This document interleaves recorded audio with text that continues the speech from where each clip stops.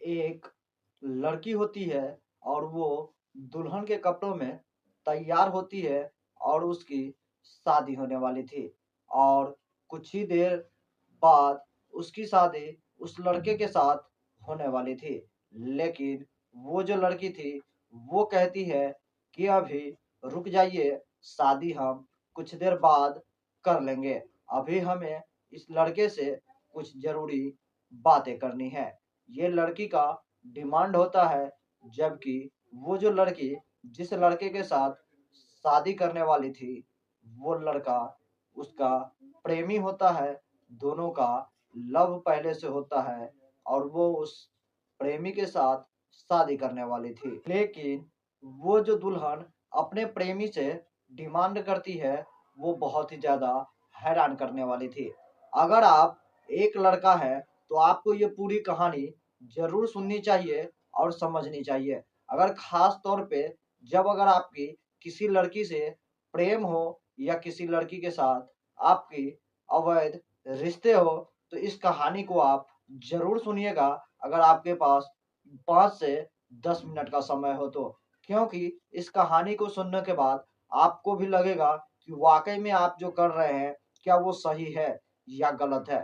तो इस कहानी को ज़रूर सुनें और इस पूरी कहानी के बाद आप अपना फ़ैसला ज़रूर लें। तो चलिए जानते हैं।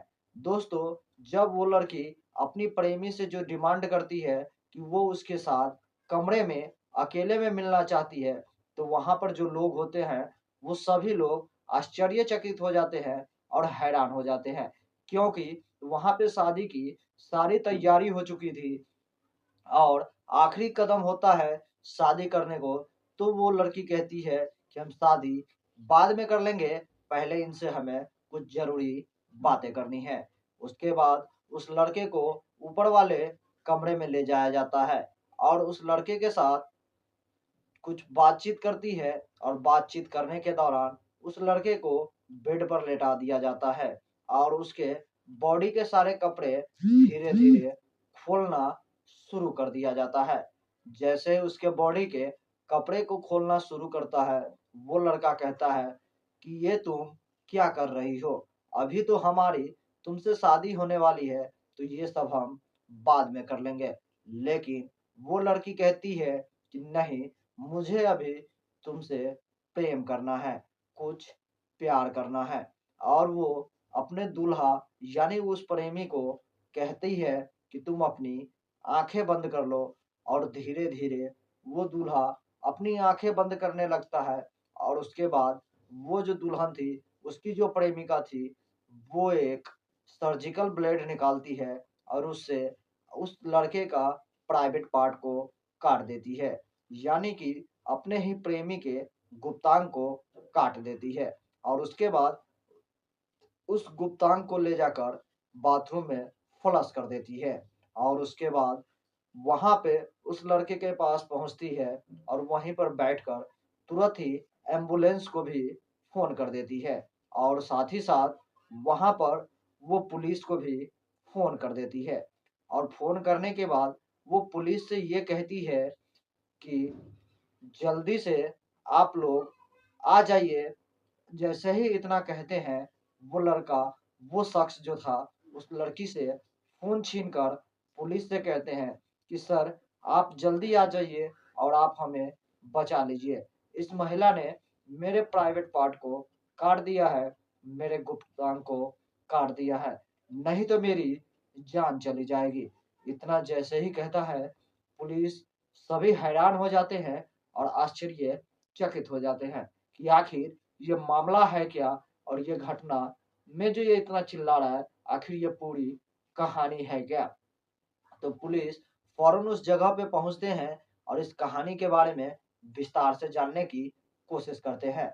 नमस्कार दोस्तों, मेरा नाम है सुशील पंडित और आज की जो ये कहानी है, बहुत ही आश्चर्यचकित और हैरान कर देने वाली है। इस कहानी को सुनने के बाद आपके पैरों तले से ज़मीन खिसक जाएगी और आपको यकीन नहीं होगा कि आखिर एक प्रेमिका अपने प्रेमी के साथ इस तरह की वारदात को भी अंजाम दे सकती है। अगर आप एक युवक हैं और आप भी किसी से प्रेम करते हैं, तो इस तरह से आपको सतर्क और सावधान रहने की ज़रूरत हो सकती है। इस पूरी कहानी को ज़रूर सुनिए। जब यह घटना बिहार राज्य के सारण जिले की है, उसी के अंतर्गत मडौरा थाना क्षेत्र होता है, उसी थाना क्षेत्र का ये कहानी है। वहाँ पर एक महिला होती है जिनका नाम आराधना होता है और उसका एक अपना प्राइवेट हॉस्पिटल होता है। वो महिला अपनी हॉस्पिटल चलाया करती थी और उसी गांव की एक लड़का होता है जिसका नाम वेद प्रकाश होता है, जो कि वार्ड पार्षद होता है और वो वहां पर उस हॉस्पिटल में जाया करता था, जहां पर जाने के बाद उस लड़के को उस डॉक्टरनी से प्रेम हो जाता है। यानी कि जो आराधना थी, उससे उसको प्रेम हो जाता है और वो वहाँ पर आया जाया करती थी। वैसे तो आराधना कहती है कि मुझे कई ऐसे रिश्ते मिलते हैं जिससे मैं जब चाहूँ शादी कर सकती हूँ। लेकिन आराधना को उस वेद प्रकाश से प्रेम हो जाता है और उसके लिए वर्षों तक, कई वर्ष यानी कई सालों तक इंतज़ार करते रहती है कि वो उससे शादी करेगा। लेकिन यहाँ पर वेद प्रकाश बस उस महिला का, उस प्रेमिका का वो यूज़ करते हैं और उसको छोड़ देते हैं। इसी वारदात को धीरे-धीरे कई महीने बीत जाते हैं और वो महिला जो कि अभिलाषा थी, वो कहती है कि तुम मुझसे शादी कब करोगे, ये मुझे बताओ। लेकिन वेद प्रकाश कहता है, अभी कुछ पैसे कमा लो, उसके बाद मैं तुमसे शादी कर लूँगा। इस तरह करते-करते उसके साल 2 साल बीत जाते हैं और वो यही बातें किया करता था और कभी-कभार जब वो शादी करने के लिए दिन को तय करता, तो वो उस दिन उस गाँव में नहीं होता या तो शहर से कहीं बाहर चला जाता। और वेद प्रकाश उस हॉस्पिटल में जब भी जाता तो उस लड़की से, यानी कि जो आराधना थी, उससे वो शारीरिक संबंध बनाया करता था और उससे कुछ पैसे लेकर चला जाया करता था और इस तरह उसका कई और लड़कियों के साथ अफेयर होता है, अवैध संबंध होते हैं और वो उस डॉक्टरनी से शादी करने से टालता रहता है, जिसको लेकर उसे बहुत ही परेशान होना पड़ जाता है और एक दिन अचानक से कहीं से उस डॉक्टरनी को, यानी कि वेद प्रकाश के प्रेमिका को ये भनक लग जाती है कि इसके कई और लड़कियों के साथ अवैध संबंध है, अवैध रिश्ते हैं। वो और लड़कियों के साथ इसी तरह संबंध बनाता है, चाहे वो कोई गरीब लड़की ही क्यों ना हो, उसका भी ये पूरी फ़ायदा उठा लेता है। और तब जाकर वो एक दिन उस वेद प्रकाश से फाइनली पूछ लेता है कि तुम मुझे ये बताओ कि तुम मुझसे शादी करोगे या नहीं करोगे? तब वो वेद प्रकाश कहता है कि हाँ, क्यों नहीं? मैं ज़रूर तुमसे शादी करूँगा, तुम तैयार हो जाना और मैं तुम्हारे साथ शादी करने के लिए भी तैयार हूँ।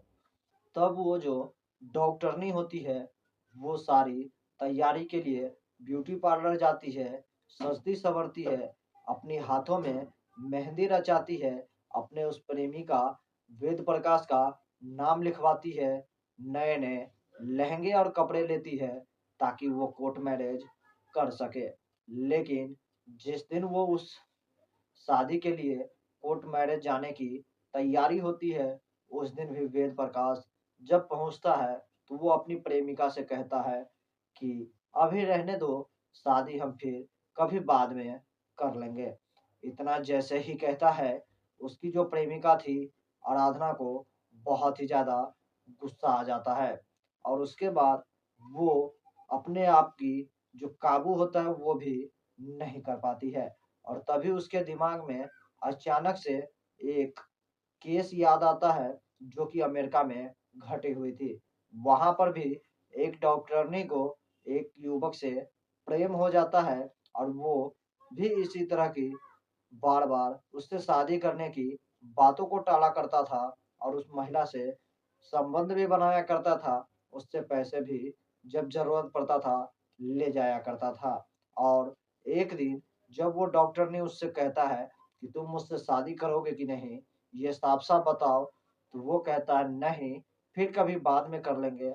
इसी बातों से गुस्से में आकर वो भी डॉक्टरनी उस लड़के के प्राइवेट पार्ट को काट कर बाथरूम में जाकर फ्लश कर देती है।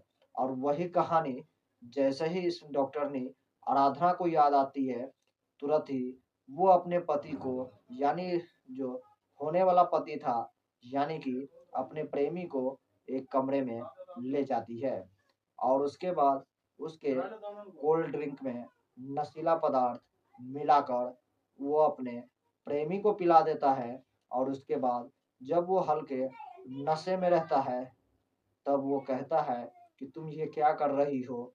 तो वो कहता है कि मैं तुमसे प्यार करना चाहती हूँ, मैं तुम्हारे साथ संबंध बनाना चाहती हूँ। और उसके बाद उसके धीरे-धीरे जैसे ही वो बेहोश हो जाता है, तो उसकी जो प्रेमिका थी, वो सर्जिकल ब्लेड से उसका प्राइवेट पार्ट को काट कर फेंक देता है। और जब उसको पानी मारकर होश में लाया जाता है, तो वो दर्द से चीखने लगता है, चिल्लाने लगता है। और उसकी जो प्रेमिका थी, वो उसके प्राइवेट पार्ट पर जो ब्लड बह रहा था, उसको रोकने की कोशिश करती है। ताकि वो मर भी ना सके। यानी कि उसकी जो प्रेमिका थी, वो इस तरह की घटना से वारदात को अंजाम दे रही थी कि ना तो वो जीवित रह सके और ना ही वो मर सके। और जब वो अपने प्रेमिका का प्राइवेट पार्ट काट कर बाथरूम में फ्लश कर देती है, उसके बाद तुरंत ही इसके लिए एक इमरजेंसी एम्बुलेंस को कॉल करके बुलाती है। और इधर तुरंत ही जो मडोरा थाना क्षेत्र होता है, वहाँ पर पुलिस को इस घटना की जानकारी देते हैं और पुलिस भी मौके पे पहुँचते हैं। तो उनको भी ये सारा घटना देखकर आश्चर्यचकित हो रहे थे और हैरान हो रहे थे कि आखिर इसने खुद ही इसकी इस तरह की घटना को अंजाम दी और खुद ही पुलिस को बुलाई है, आखिर ये पूरा मामला है क्या? तब वो बताती है कि इसका किसी और लड़कियों के साथ भी अवैध संबंध और अवैध रिश्ते थे। इसीलिए मैंने इसका प्राइवेट पार्ट को ही काट दिया ताकि ये किसी और भी लड़की के साथ अवैध संबंध या अवैध रिश्ते नहीं रख सकता और ना ही किसी के साथ संबंध बना सकता है। इसीलिए मैंने इसका गुप्तांग काट कर ही अलग कर दिया। और अब ये जीवित रहेगा तो किसी के साथ भी संबंध नहीं बना सकता है। और आखिरकार पुलिस इस सारी घटना को और वारदात को देखकर हैरान हो जाते हैं और जल्दबाजी में उस लड़के वेद प्रकाश को हॉस्पिटल ले जाते हैं, लेकिन उसका इलाज चलता है और उसकी हालत बहुत ही ज़्यादा गंभीर होती है। डॉक्टर्स कहते हैं कि अगर इसका प्राइवेट पार्ट अभी भी मिल जाए तो उसको जोड़ा जा सकता है। लेकिन पुलिस जब पूछता है तो वो बताती है कि उसके उस प्राइवेट पार्ट को बाथरूम में ले जाकर फ्लश कर दिया है, जिससे कि वो मिल ना सके। अब आश्चर्य और हैरानी की बात है कि वो जो युवक जो अपनी प्रेमिका के साथ धोखे से प्रेम कर रहा था, उसके जिस्म के साथ सिर्फ संबंध बनाना चाहता था। आज वही प्रेमिका उसके साथ इस तरह की घटना को अंजाम दे दिया, जो कि बहुत ही आश्चर्यचकित और हैरान कर देने वाली थी। आखिरकार उसकी प्रेमिका को पुलिस गिरफ्तार करके जेल भेज देती है, लेकिन उसको इस तरह की घटनाओं से कोई भी पछतावा नहीं होता है। अगर आप भी किसी लड़की से प्रेम करते हैं या उसके जिस्म से प्रेम कर रहे हैं और टाइम पास करना चाह रहे हैं, तो आप उन्हें क्लियरली बता दें कि मैं तुमसे टाइम पास करना चाह रहा हूँ, अगर तुम भी रेडी हो तो तुम भी टाइम पास कर सकती हो। नहीं तो इस तरह अगर आप भी किसी को धोखे दे रहे हैं, तो हो सकता है आपके साथ भी इस तरह की घटना हो सकती है, इस तरह का अंजाम हो सकता है। बाकी इस तरह की कहानी को सुनाकर हमें किसी के दिल को ठेस पहुँचाने का कोई भी इरादा नहीं है। बा हमारे समाज में जो इस तरह की घटनाएँ हो रही है, इस घटना की जानकारी देना है और आप लोगों को सतर्क और सावधान करना है। बाकी अगर वो वेद प्रकाश जो था, जिसका प्राइवेट पार्ट काट दिया गया था, अगर वो जीवित भी रह स जाता है, तो वो इस गाँव में या इस जिले में रहने के लायक तो बिल्कुल भी नहीं होगा। क्योंकि उसके साथ जो इस तरह की घटना हुई है, वो बहुत ही भयावह थी। बाकी दोस्तों, आपको जो भी लगता हो, हमारे कमेंट सेक्शन में कमेंट करके ज़रूर बताइएगा। इस वीडियो से मैं विदा लूँगा और फिर मैं मिलूँगा आपसे अगला एक नई कहानी और नई एपिसोड में। अगर दोस्तों इस तरह की कहानी सुनने में आपको बहुत ही पसंद आ रहा है, तो आप हमारे दूसरा चैनल सुशील के स्टोरी उस चैनल को भी सब्सक्राइब कर सकते हैं और उसका लिंक भी आपको वीडियो के डिस्क्रिप्शन में मिल जाएगा। अगर आप चाहें तो वहां से भी हमारे दूसरे चैनल पे जाकर इस तरह की कहानी को सुन सकते हैं। बाकी तब तक के लिए जय हिंद, जय भारत, सतर्क रहिए, सावधान रहिए।